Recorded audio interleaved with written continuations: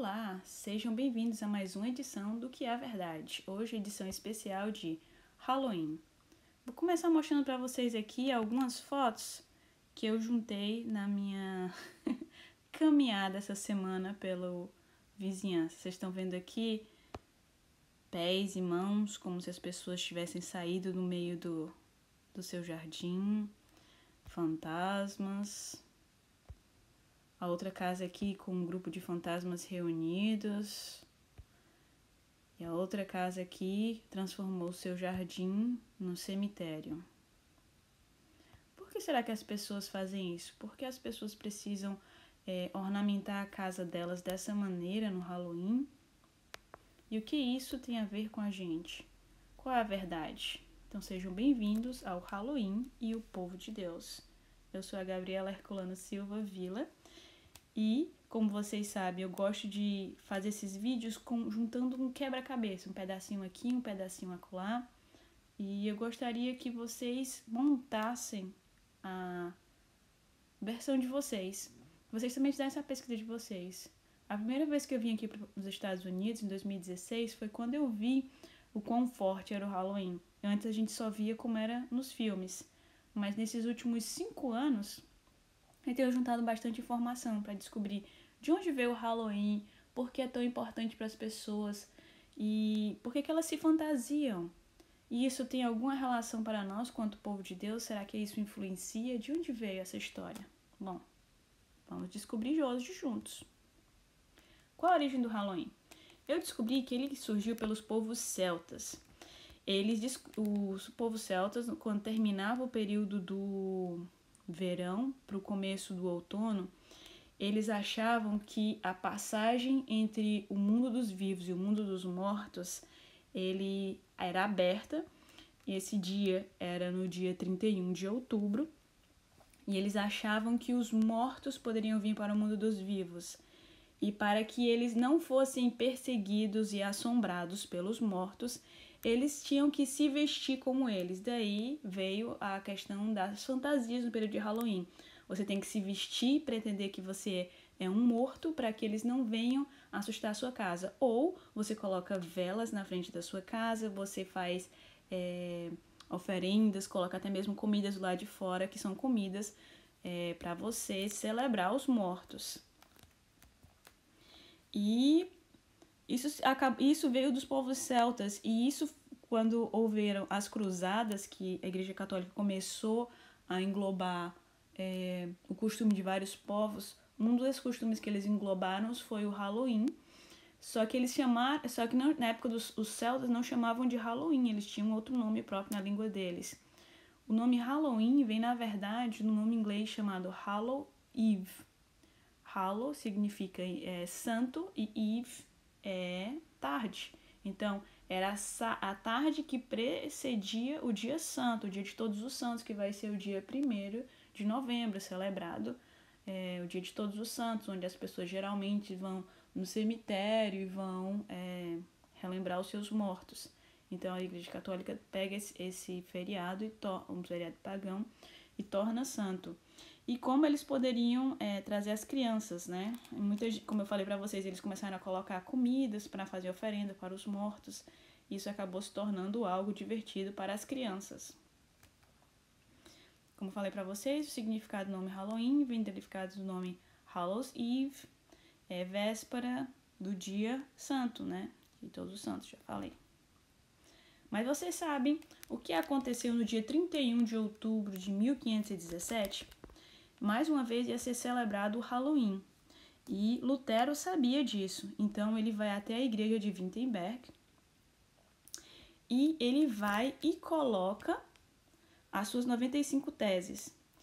E as 95 teses de Lutero, elas são primordialmente contra uma coisa chamada de indulgências. Gabriela, mas o que são as indulgências?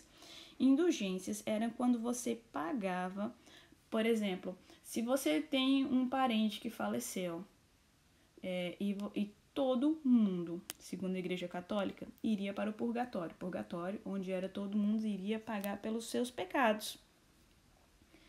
E então você pagava para que aquela pessoa, aquele seu ser querido, amado, ele passasse mínimo de tempo no purgatório, que seria o chamado inferno. Quanto menos tempo ele passasse lá, mais cedo ele iria para o céu.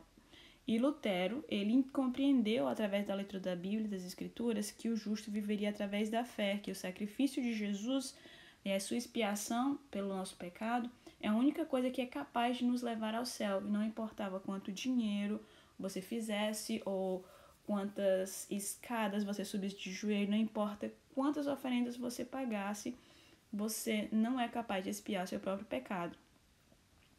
E a outra coisa é essa questão do culto dos mortos. A Bíblia fala que os mortos não sabem de nada.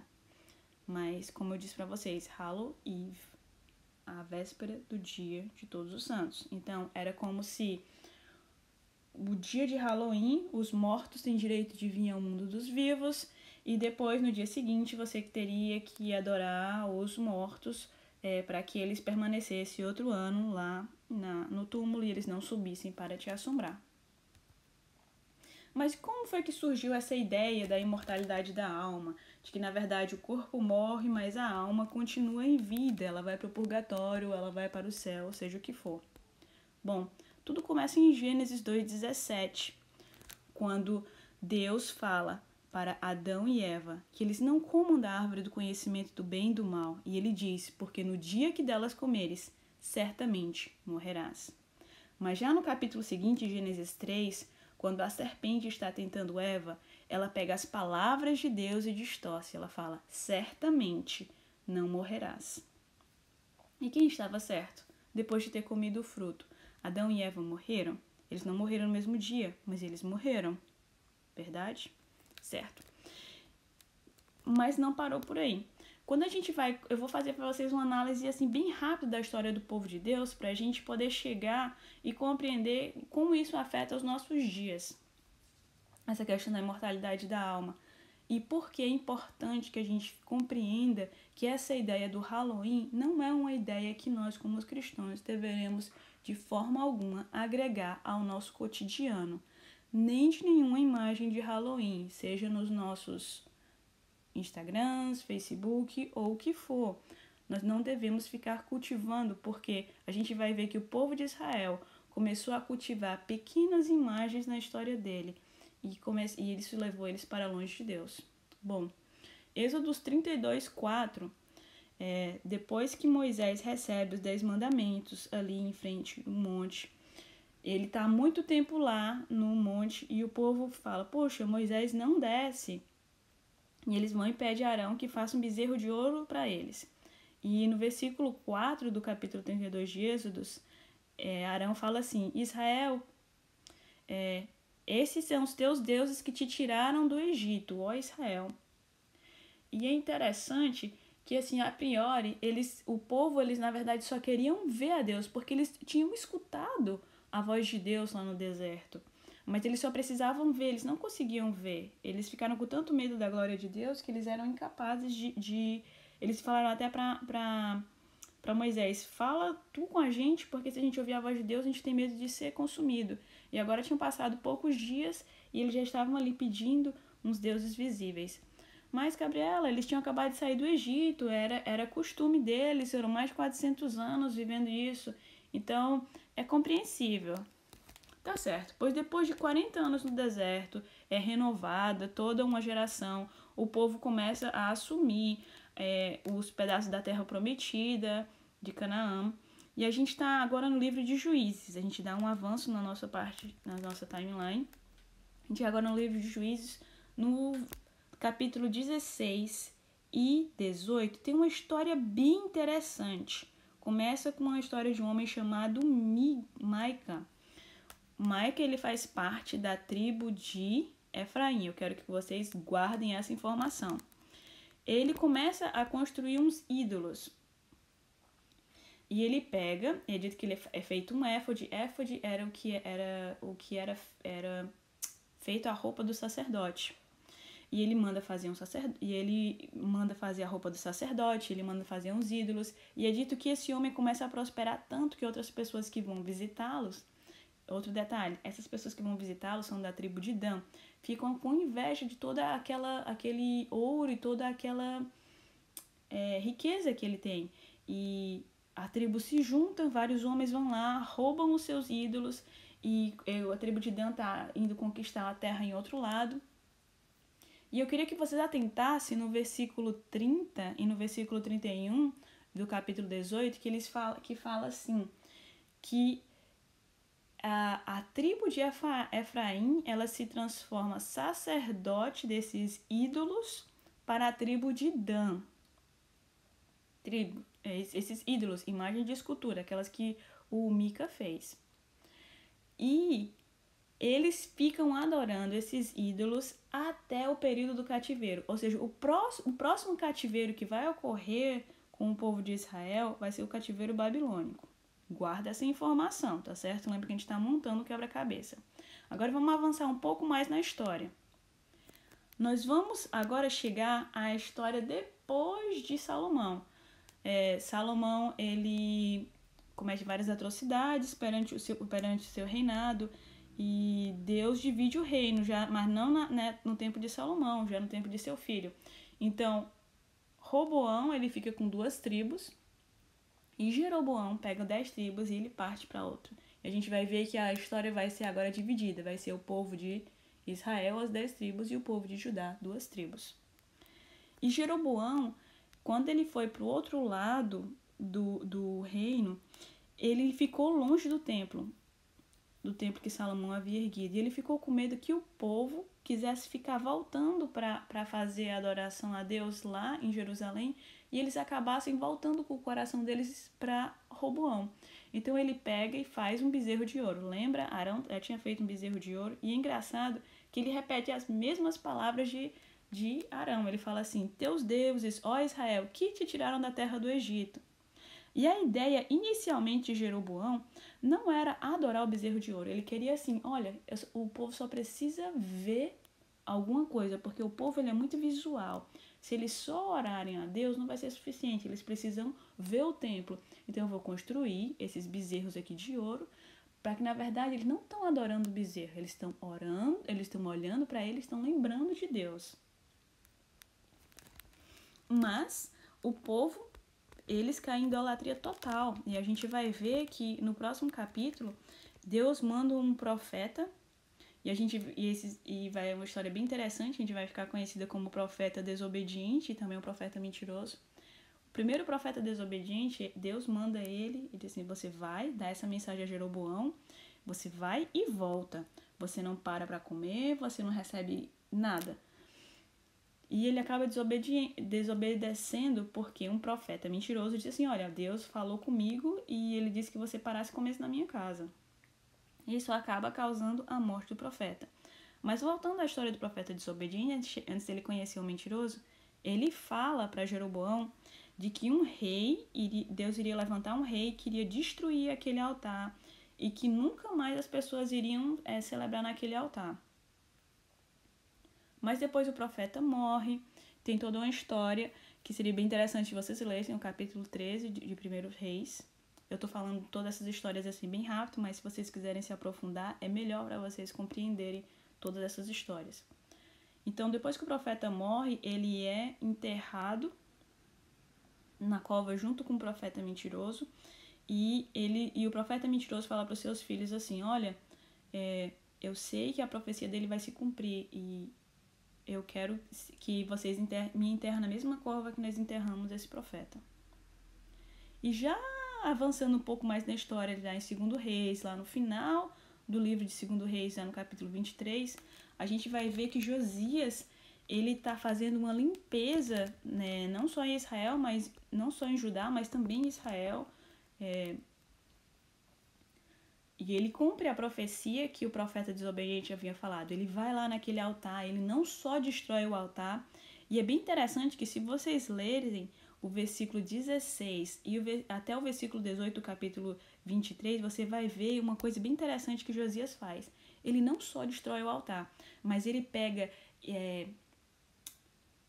ossos que haviam sido enterrados ali em túmulos, ele manda revirar os túmulos daquela região, colocam os ossos em cima do altar e ele queima, porque era para profanar aquele altar. Porque muitas vezes alguns reis tinham tentado fazer, inclusive Saul, fazer a limpeza do povo para ver se eles paravam de adorar nesses altares, mas eles quebravam o altar e o altar era levantar de novo. Então eles tinham que pegar os ossos dos mortos, queimar ali para profanar e eles não levantassem aquele altar novamente. Mas é interessante que Josias, ele vê que tem um túmulo diferente ali. Ele pergunta para as pessoas da história daquele túmulo e fala: esse aqui é do profeta que profetizou o que você está fazendo sobre esse altar. Lembra a história do profeta desobediente lá em 1 Reis 13? Pois é, Josias verifica, ele fala, ele reconhece, ele diz assim, não, esse túmulo nós não vamos profanar. E o que tudo isso, Gabriela, tem a ver com Halloween? Bom, vocês viram que o Halloween está altamente direcionado com os mortos. E eu estou mostrando aqui para você que esse culto da questão da imortalidade da alma começou lá no Gênesis, quando Satanás falou para a mulher que certamente não morreria. E que o povo, à medida que eles vão avançando nessa questão de idolatria e vão se afastando de Deus, é automático. Essa questão da imortalidade da alma e o culto dos mortos entra neles. E eu gostaria que vocês prestassem atenção em um detalhe muito importante. As tribos de Israel, elas eram 12, certo? Os filhos de Jacó eram Ruben, Simeão, Levi, Judá, Dan, Naftali, Gade, Asser, Isacar, Zebulon, José e Benjamim. Mas você já parou para notar que quando a gente vai lá para o último livro da Bíblia, Apocalipse, quando é falado o número dos selados, que são 144 mil, eu não vou entrar em nenhuma questão aqui para falar se eles são literal ou simbólico. Essa não é a minha ideia hoje de jeito nenhum. Eu quero que vocês prestem atenção no seguinte. Apocalipse fala assim, que da tribo de Judá haviam 12 mil, da tribo de Ruben, 12 mil, da tribo de Gade, 12 mil, da tribo de Aser, 12 mil, da tribo de Naftali, da tribo de Manassés, da tribo de Simeão, da tribo de Levi, da tribo de Zebulun, da tribo de Benjamim, da tribo de José. Você tá vendo aqui que, primeiro, vamos lembrar, a ordem é Ruben, Simeão, Levi, Judá, Dan, Naftali, Gade, Aser, Isacar, Zebulun, José e Benjamim. Mas no Apocalipse, a ordem está diferente. Começa falando Judá, Ruben, depois Gade, depois Aser, depois Naftali, depois Manassés, depois Simeão, Levi, Zebulon, Isacar, José e Benjamim. Opa! Tá faltando alguma? Vamos voltar aqui. Tá faltando sim. Estão faltando 2 tribos. Que tribos são essas que estão faltando? Primeiro, a gente viu que as tribos estão fora de ordem. E isso tem algum significado? Tem, a gente vai já ver. Mas vocês lembram nas histórias que a gente conversou que haviam 2 tribos que não só iniciaram o processo de idolatria no meio do povo de Israel, lá no livro de Juízes, mas que essa idolatria levam eles até o período do cativeiro da Babilônia e da Assíria? Quem eram essas 2 tribos? As 2 tribos que estão faltando. Era a tribo de Dan e a tribo de Efraim. Os 10 mandamentos, quando Deus deu para Moisés, os primeiros mandamentos, Deus já se identifica. Ele fala, eu sou o Senhor teu Deus, que te tirei da terra do Egito, da casa da servidão. Tu, Israel, não terás outros deuses diante de mim. Tu, Israel, não farás imagem para ti de escultura, nem alguma semelhança do que é em cima dos céus, nem embaixo na terra, nem nas águas debaixo da terra. Tu não te encurvarás a elas, nem as servirás, porque eu, o Senhor, sou Deus zeloso. Eu visito a iniquidade dos pais nos filhos, até a 3ª e 4ª geração daqueles que me odeiam. Mas eu faço misericórdia às milhares dos que me amam e aos que guardam os meus mandamentos.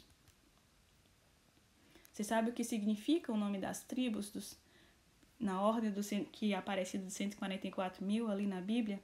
Se você voltar lá para Gênesis, que você vai ver que a cada vez que é nomeado uma das tribos, é dito, eu nomeio esse filho com esse nome porque isso significa isso. E você vai formar essa seguinte frase: vou louvar ao Senhor. Ele olhou para mim e me concedeu boa sorte. Estou feliz, pois a minha luta Deus está fazendo me esquecer. Deus ouve-me e se ajuntou a mim. Ele me comprou uma habitação e me acolheu como filho da sua mão direita. E eu quero encerrar com vocês lembrando disso. Aqui está a paciência dos santos. Aqui estão os que guardam os mandamentos de Deus e a fé em Jesus. Esse é quando é falado dos 144.000. Quem são esses, Senhor? É o que João pergunta. E ele responde, aqui está a paciência do santo. Aqui estão os que guardam os mandamentos de Deus e a fé em Jesus. Lembre, nas tribos não entram aqueles que fazem a adoração dos mortos, os que cultuam. Gabriela, mas eu só assisto filme. Nós somos transformados por aquilo que nós contemplamos. É o que a Bíblia diz, não sou eu. O povo começou simplesmente a contemplar as estátuas, achando, não, vou só olhar elas, porque na verdade eu estou adorando a Deus. E depois eles foram levados à idolatria, foram levados ao culto dos mortos. E isso levou essas duas tribos a serem cortadas das tribos dos salvos. Jesus disse, eu sou o caminho, a verdade e a vida. Ninguém vem ao Pai, senão por mim. E eu pergunto a vocês, então o que é a verdade?